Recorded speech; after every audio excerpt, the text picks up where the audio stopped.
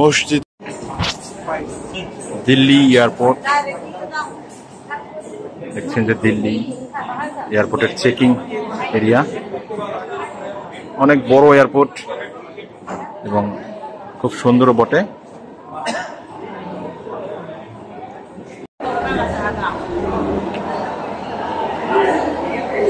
একটি highway restaurant দেখছেন, এটি হচ্ছে মক্কা টু মদিনা হাইওয়েতে অবস্থিত।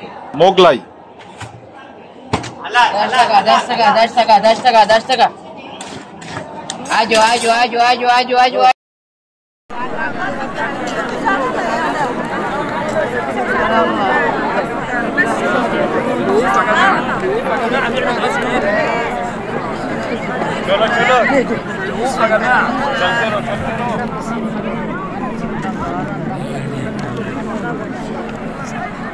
شوف يا جماعة الضوء بيعمل مشكلة. هو دول اللي واقفين دول.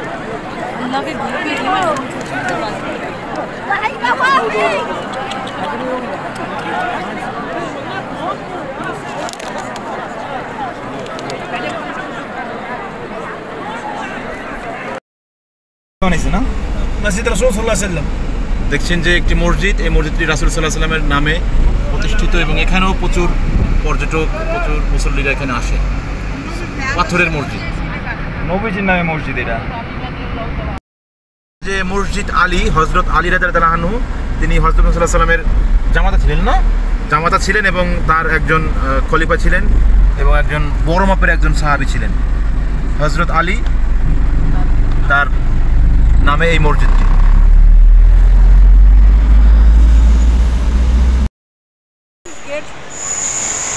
জান্নাতের পোশাক হয়েছে সবুজ, আগে আছে কালো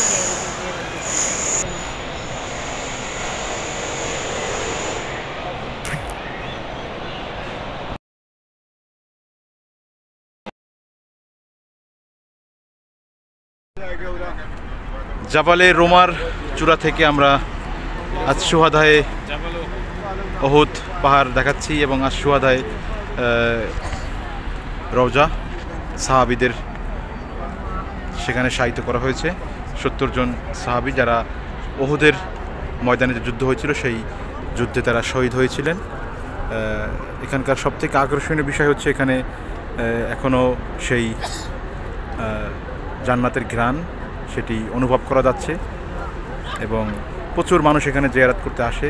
দেখছেন যে সেই দূর থেকে এই পর্যন্ত মানুষ আসছে যাচ্ছে, যেহেতু প্রচুর গরম এর জন্য মানুষ এখানে স্টে কম করে, কিন্তু মানুষ কয়েক মিনিট দোয়া করে সবাই চলে যায়। আমরা এখন নিচে নেমে যাব এবং যদি আল্লাহ তাআলা আবার কোনো দিন আনে অবশ্যই এখানে আসবো।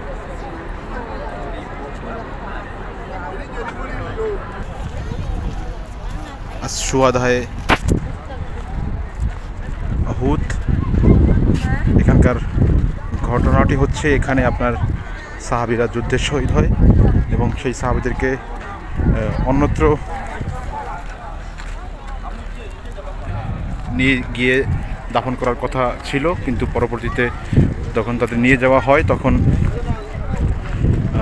এই ওহুদের যে পাহাড়, সেই পাহাড় কথা বলে এবং বলে কি যে এদের যেখানে নিয়ে যাও আমি সেখানে চলে যাব, কিন্তু পরবর্তীতে আল্লাহ রাব্বুল আলামিনের নির্দেশে এখানেই তাদেরকে শায়িত করা হয় এবং এখনও এখান থেকে সেই জান্নাতের একটি সুগন্ধি সুঘ্রাণ মোহিত করে জিয়ারতকারীদের। আমরাও সেটি অনুভব করেছি।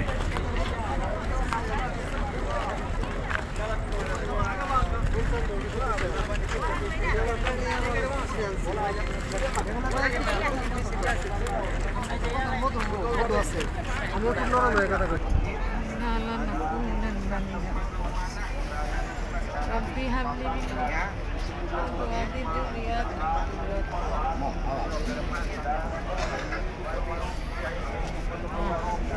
آتنا في الدنيا حسنة وفي الآخرة اللهم صل على سيدنا এখানে একটি সাইনবোর্ড রয়েছে।